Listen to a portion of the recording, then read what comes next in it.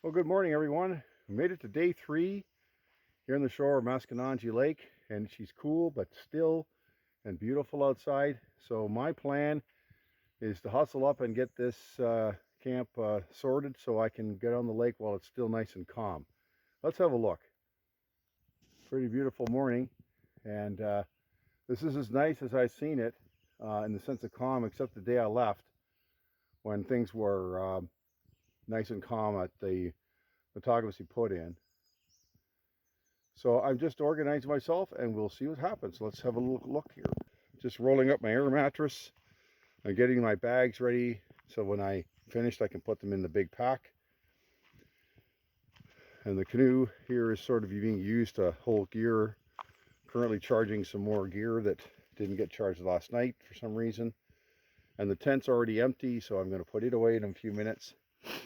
And then over here in the netted area, I'm going to be making my food ready for my lunch, and then of course for breakfast, and then off we go.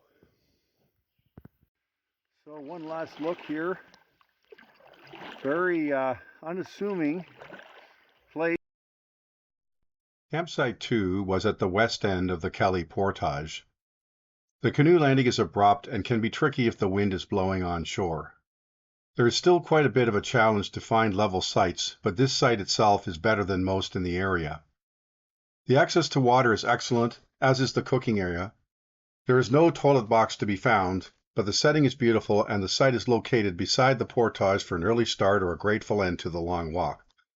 Price is $0 being on Crown land, so I gave it a rating of 10.5 out of 14, or 75%. You can see the little yellow portage sign in the center birch tree, but the campsite's off to the right around the hide and is hidden away. What a wonderful find. The maps tell you it's a bit to the west, but I couldn't have been more pleased. I could do the trail and not have to move the boat. Happy days. Beautiful day out here right now with the nice sky and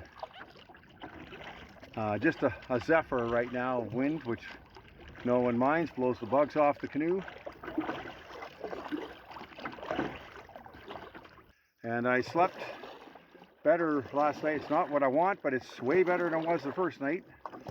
And I think partly I don't care for clammy air and things like that. And I think the right by the waterfall with the spray makes for quite humid air. The inside of the tent, the fly was just soaked yesterday morning.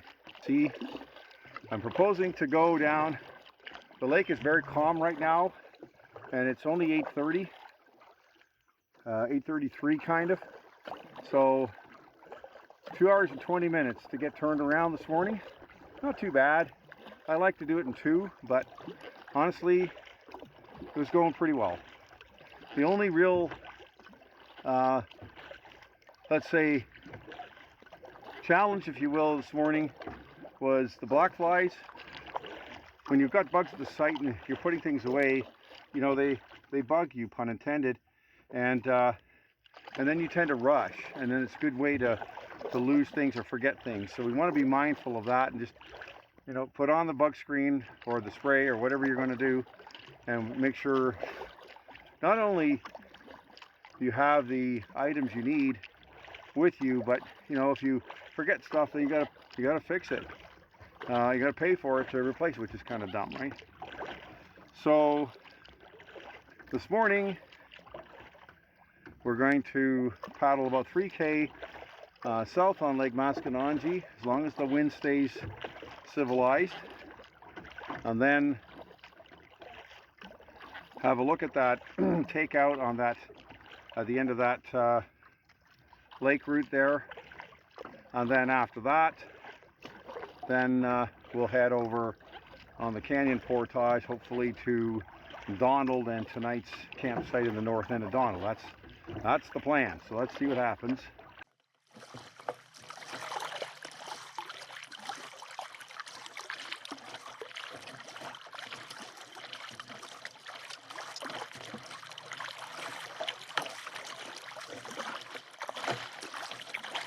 soon as you get close to land, the block flies are all over you.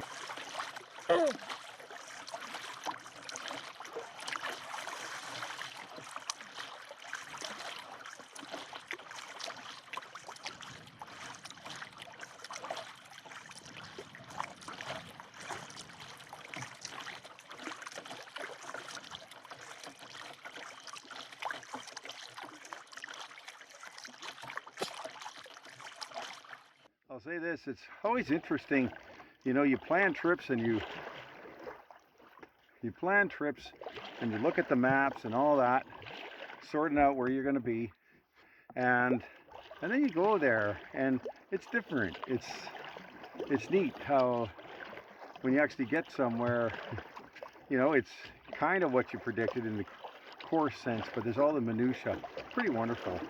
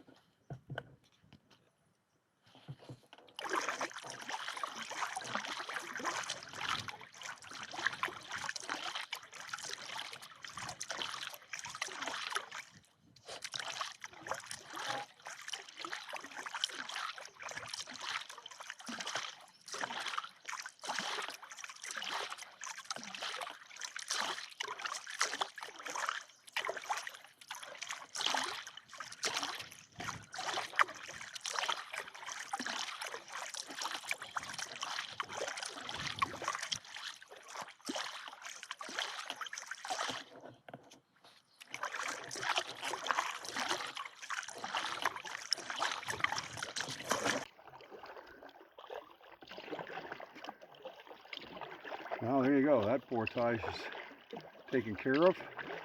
So that was a portage, folks. So I guess they're keeping Maskinonge Lake high enough that you don't have to do this one, which will break no one's heart at all. So that's really, really good.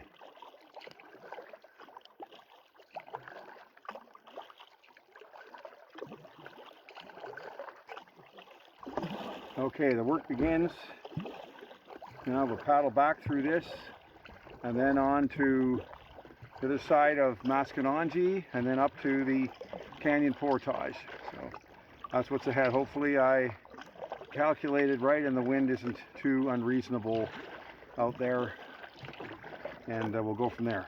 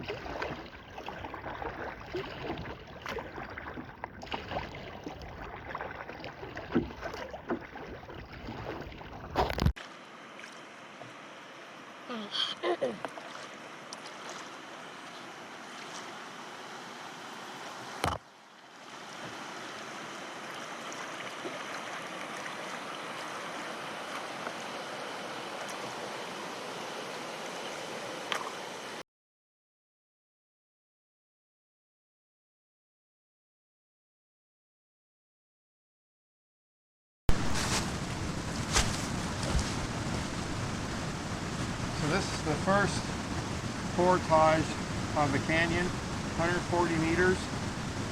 It's taken me 10-15 minutes just to get the boat from the water up to here without wiping out. So here we go.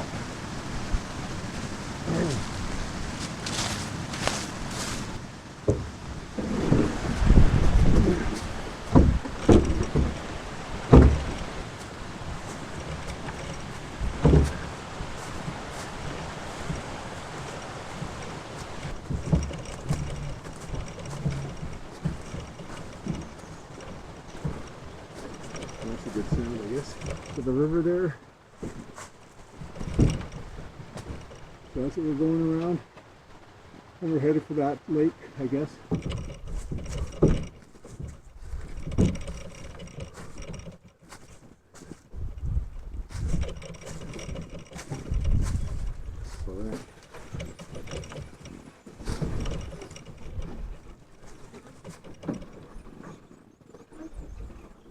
Okay, what do we do here now? So we finally got this first lake. The 140 meters wasn't too bad until this put in here, which was a little bit more work. But look where we are. It's amazing here.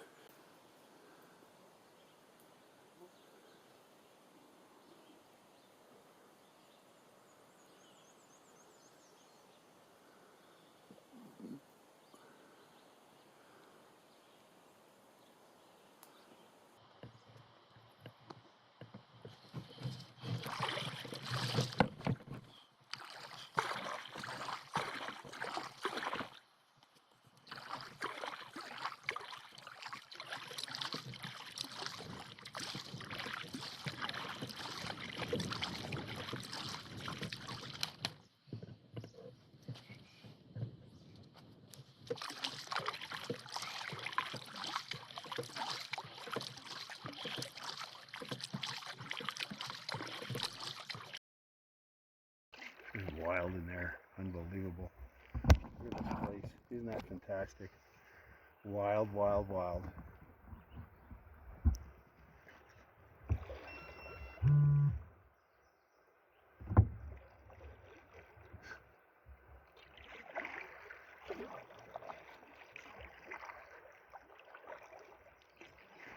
The portage begins down there, and there's absolutely no way to get there.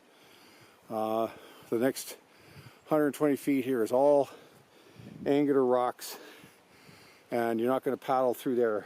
So I've got to line it and get my feet wet, but that's okay. At least we know what we're doing now.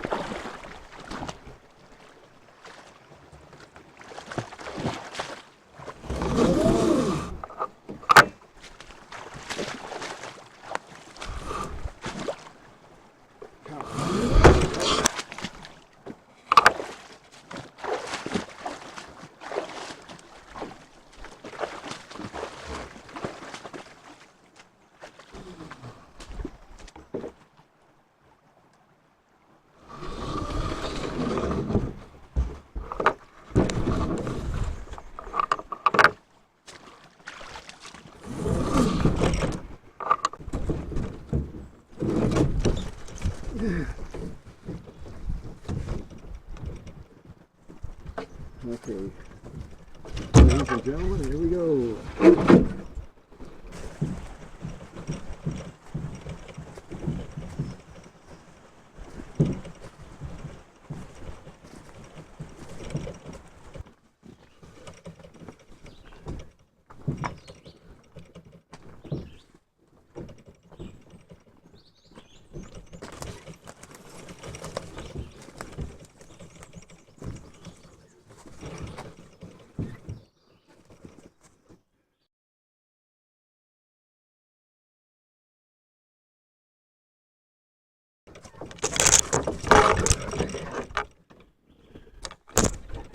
Made it.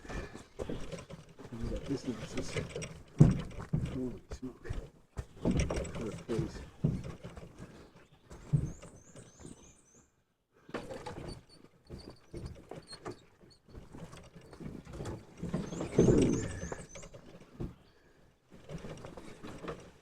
You have to go to the Coastal River just to go to Temagami. Get all the excitement you want.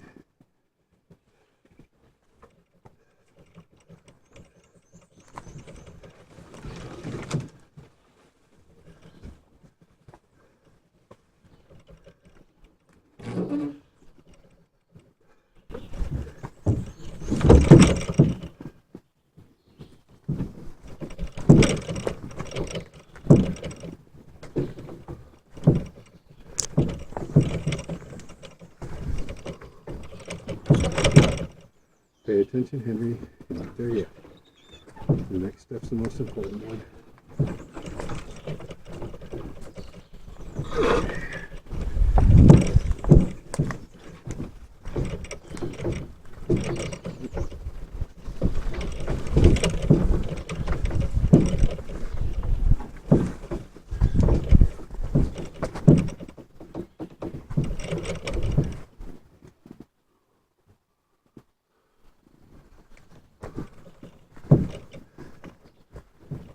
Okay.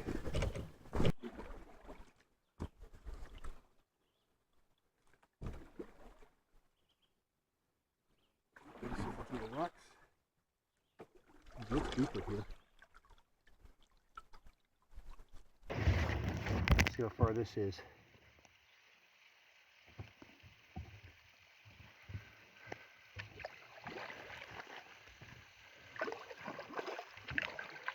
As the canyon subsides, and the sense of its elevation and so forth, that should make the portages a little less wild. Pretty amazing scenery though here. Holy smoke, look at all the rockfall from the cliffs above. Unbelievable.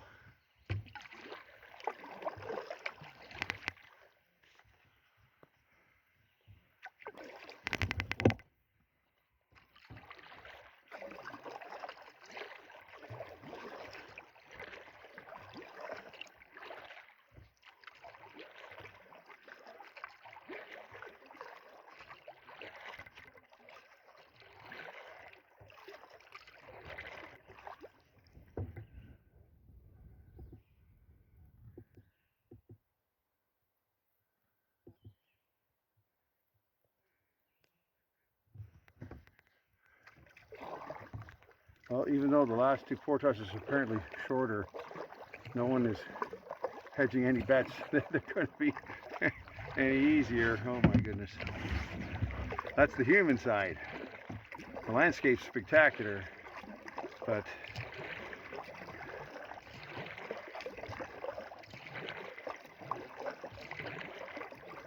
one thing about these trails is they've been used enough that there's a sense of where the path goes.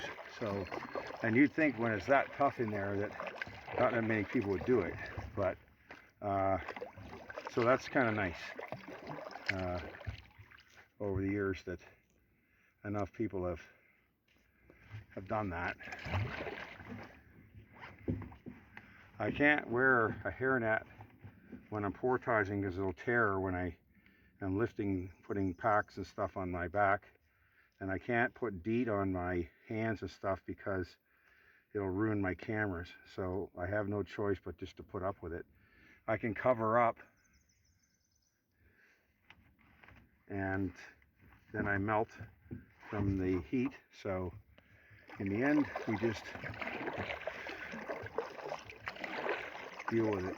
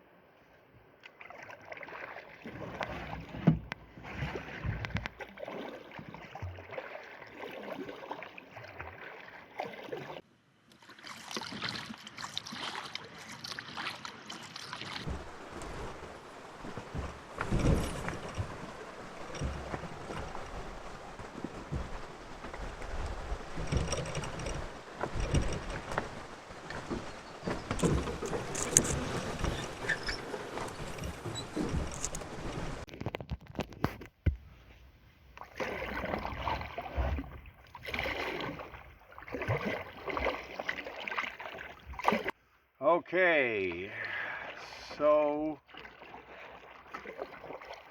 I've been working on this transition now for 2.5 hours. I've got one left to go, one small portage, and I did have a lunch, so take off a half an hour. So it's been 2 hours of going through this, and it's just steady, but the first two portages are pretty tough. The first one to take out is a hilly thing, but it's not too bad. You can figure it out. And the trail's okay, but the put-in's horrible. The second one, the takeout is 150 feet through rock-strewn water that you couldn't possibly get a canoe through. You're going to have to wade and line. And then at the other end, you've got some very precarious carries to go around a log jam. Now I get that there's a log jam and it's not necessarily reasonable for the park to go through there, but holy cow, sure wouldn't want to be doing that when it's wet. You're on ledges that are less than a foot wide. But we made it, and I made it single portage carrying 100 pounds, so good for me. And then it's been a little easier at the back half here with the shorter ones, and you're more or less out of the canyon, and so the really steep relief is a bit different, and it's nice. The whole thing is absolutely gorgeous. So it's the human struggle, not the nature. The nature's fantastic, and so I'm really glad I went this way and saw what I've seen. So I got one more, I got this lake to go, and then one more portage, and that should put me into Donald, and then it's just a matter of finding tonight's site. And you know, the thing that's really remarkable too is you're going through those difficult portages and you're waiting, and it's clouded over and you're not sure what's going to happen next, and then 30-40 minutes later you're at the next portage. There's a beautiful waterfall, it's brilliant sunshine, smooth flat rocks, and you're back to, you know, paradise, if you want to say it that way, for at least for the humans. And it's just amazing how it can transition so quickly. So anyhow, having a pretty good day, and it's 20 after 1, so it'll just depend here or get through this and up Donald. I don't know, I'm hoping maybe to be at the campsite by 3:30 to 4 o'clock, depending on which side I get and if I have to look around. Should be okay. It's a good day, and then I have time to set things up and not be pushed around. Thanks for coming along. And while I have you, I really enjoy doing this. It would help me a great deal if you would consider subscribing to Hiking with Henri. Give any of my videos that you enjoy a like, and perhaps leave a comment. I will do everything I can to answer every one of those comments. I'm trying to build my channel, and your help is the only way it's going to go. So thanks again, at least for considering it. And again, I appreciate you watching.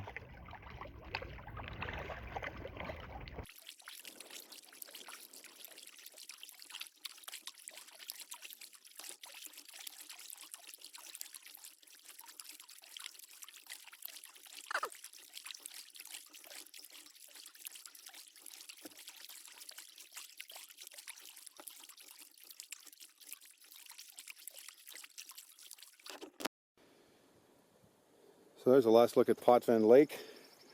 Not to be outdone, this route ends, final portage if I have it right, with a climb right up these rocks to the top, and then it's flat after that. I don't know about the other end.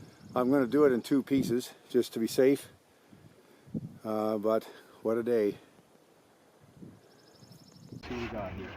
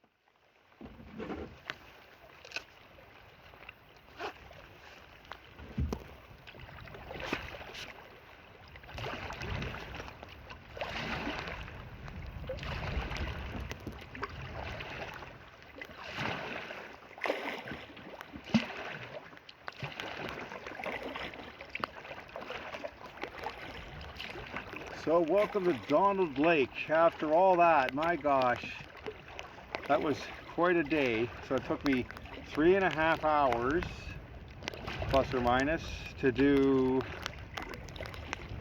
roughly 5 kilometers of portaging and paddling through that passage.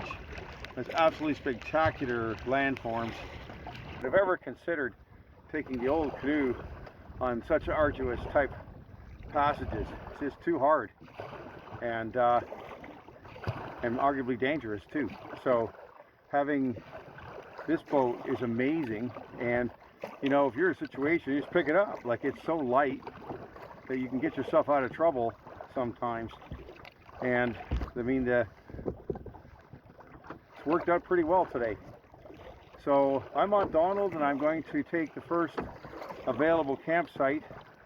I've been at this 6 hours, and this is my 3rd day of this. I've got a fairly hefty day tomorrow too, and I'm tired. And I don't know, take the first campsite I like, let's put it that way. I wanted to camp at the north end, but that's probably not going to happen. If the site I had last September is available here around the corner, that's a done deal. Because I know I can rig a tarp there. We've had some showers. I have no idea what tonight's going to bring. and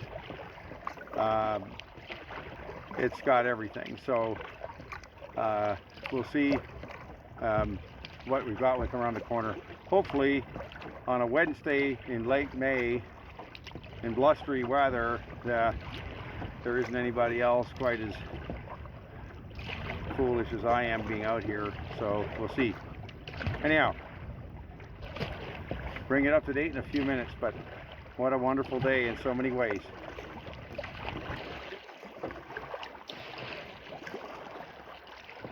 So this is what home looks like if it's unoccupied, and that's my prayer. This is a very nice site if there's no one here, and right now I don't see anybody, so I sure hope that stays. We'll find out in a few minutes.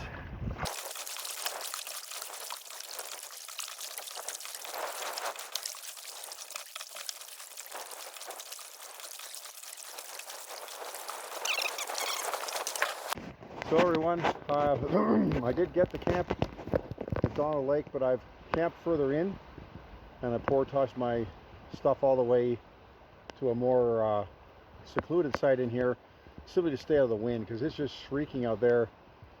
Gusts are over 40, I'm sure, and pretty steady at 25 to 30, so it's not a place to be out on that exposed area right there.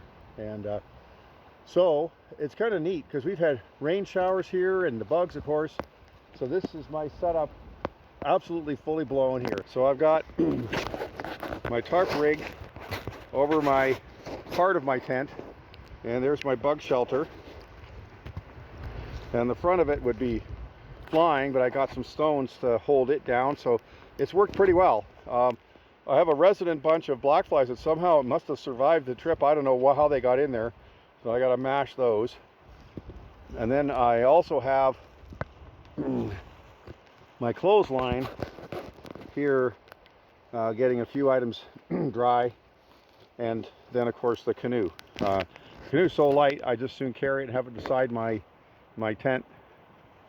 But gosh, that little screen shelter, it isn't fancy, but it weighs nothing. And boy, is it ever handy. So, and hopefully this darn wind will dry down. This whole trip has just been wind. You know, other than the early morning, it's just come down, and it's really changed. You know, you have to make choices. I wanted to camp further north, and I would have if it had been still, but not in this. And same as the other day. But you know, that's tripping, and I'm really pleased. That pass through the canyon today, that was quite an adventure, a fantastic trip, and I really proud that I went through that, but some sketchy stuff in there, I'll tell you that. Okay, let's have a look around.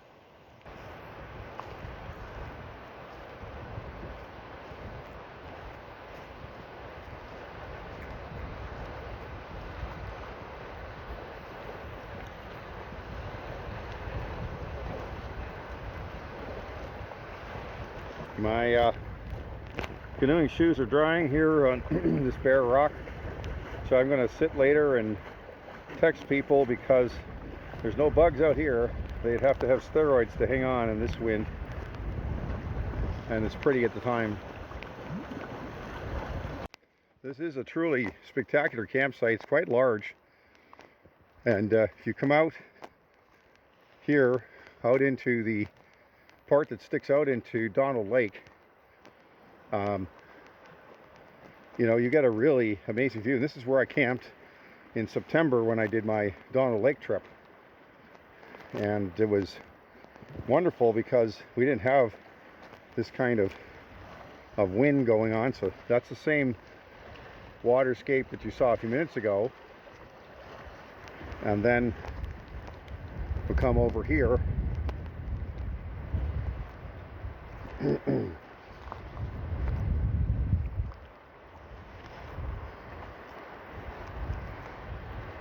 So now you have,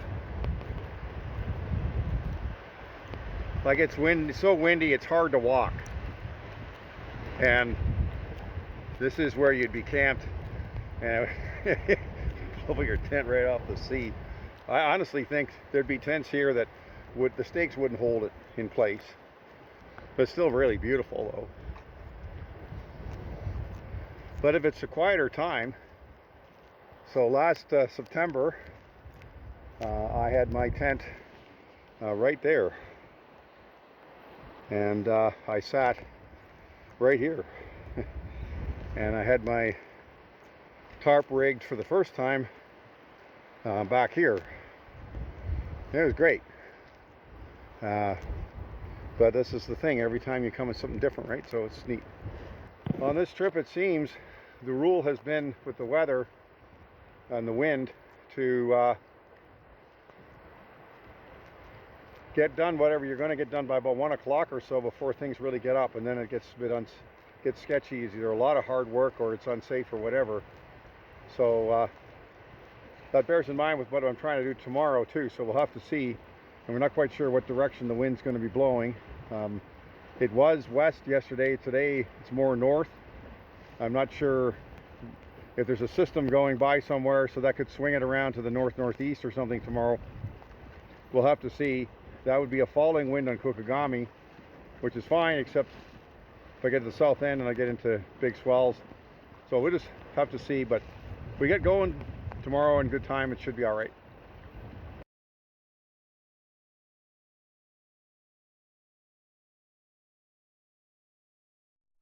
I began this day at my Kelly Portage campsite, marked item 1 on the map.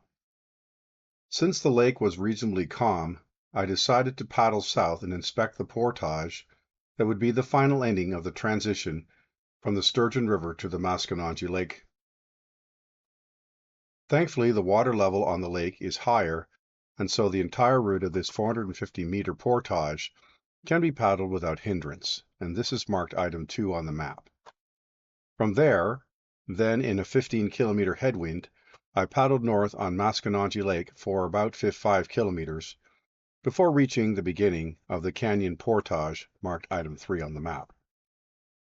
The second portage is by far the most difficult, with a flooded takeout and a very steep put-in that is approached by a precipitous trail marked item 4 on the map.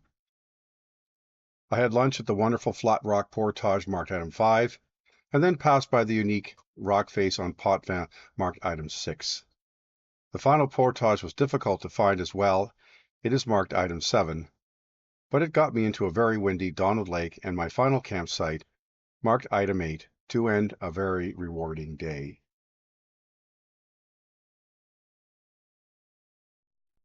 For this day, I paddled 15 kilometers, single portaged 6 times, carrying about 100 pounds for a total distance of about 1 kilometer, and this gave a total of 16.0 kilometers of human-powered travel, which I completed in 6 hours and 36 minutes.